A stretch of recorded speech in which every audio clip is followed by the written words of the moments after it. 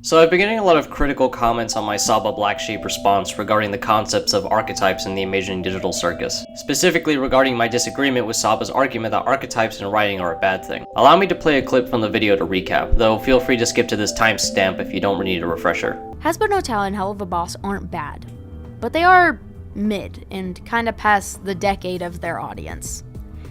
As the audience that enjoyed it so fervently has grown up for the most part, the Digital Circus, I believe, so far has held up a lot better. As I said before, Gooseworks, the creator of the Digital Circus, loves their characters, but not as a mother, but as a god. The best way to make good characters is don't protect them, put them in that blender. It builds character. Gods don't have mercy for what they create, they do it for the plot.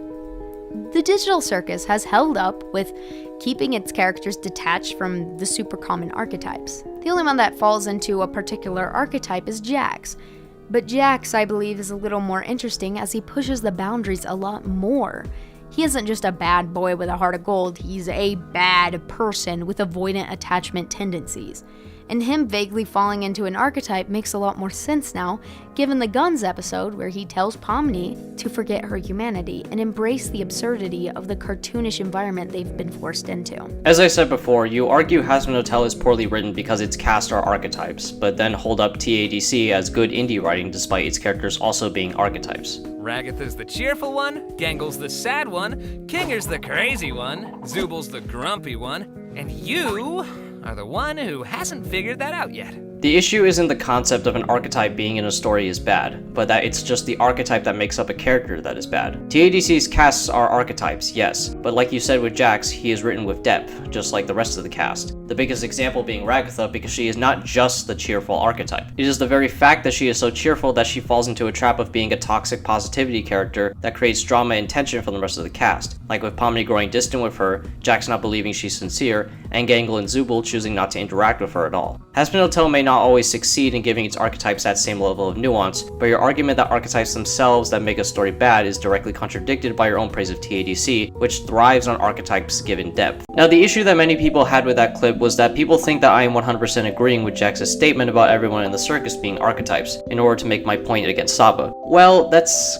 kind of wrong! I 100% do not agree with Jax reducing all the characters down to just archetypes. However, he does kind of have a point. But before we can get into that, let's first define what exactly an archetype is. Specifically character archetypes, as archetypes can also be applied to situations and symbols as well. Character archetypes are universal patterns and traits of characters that appear in most stories around the world. Keyword universal, meaning the patterns and traits of the characters can and have appeared multiple times throughout fiction. A good example would be Luke Skywalker and Harry Potter. Both of them go on a journey, face challenges, and grow stronger to eventually defeat evil, placing them both in the hero archetype. However, archetypes also apply to personalities as well, the aspect of the cast that Jax was referring to when calling them archetypes. The best example for TADC would be Ragatha and Pinkie Pie. Trust me, I have a point with this. Even though they come from completely different stories, both of them are consistently cheerful and optimistic. Those recurring traits place them into the same archetype, the cheerful or optimist archetype. Or take Kinger and the Joker. They're both unpredictable and display a lot of chaotic emotions, placing them both in the crazy archetype. Or Gangle and Sadness from Inside Out. Both of them are often quiet and withdrawn, placing them in the sad archetype. Or finally, Zubul and Squidward. They're both grumpy and annoyed most of the time, placing them in the grumpy archetype. From a superficial standpoint, Jax is correct in what he labels the rest of the cast, with himself as the funny one while being biased, still lines up metatextually depending on how you feel about him. And I understand he's only assigning archetypes as a way to cope with the fact that he pushes people away so that he doesn't get close to them, but that doesn't erase the truth from his statement. However, the issue arises with him reducing the rest of the cast to just the archetypes he labeled, which is something I do not agree with. While he is correct in what he labels the cast, those archetypes he labeled them as are not all what they are. Ragatha may be cheerful most of the time, but beneath her she is anxious and depressed. Gangle may be sad most of the time, but beneath her she is happy and eccentric. Zubul may be grumpy most of the time, but beneath her she is kind and understanding. And Kinger may be crazy most of the time, but beneath him he is calm and wise. TADC features archetypal writing based on the evidence I presented. However, while all of TADC's cast and other characters I listed may be those archetypes on the surface, when you examine them beneath the surface there is undoubtedly more to their characters. Saba's argument was that the mere existence of archetypes in fictional stories was bad writing. When characters in fictional stories fit into archetypes all the time when you look closer. But if we were to universally apply her standard to every piece of media, a lot of them would be classified as bad. Both Has Been Hotel and TADC feature archetypal writing, but the issue of it only arises when it's just the archetype that make up the characters and when there isn't anything more to their character, because it results in characters not having any depth, nuance, or additional substance to their characters. But when an archetype is properly understood, a writer can elevate the character beyond their archetype and into something unique, groundbreaking, and at the very least interesting. And that was what I was trying to explain in my video.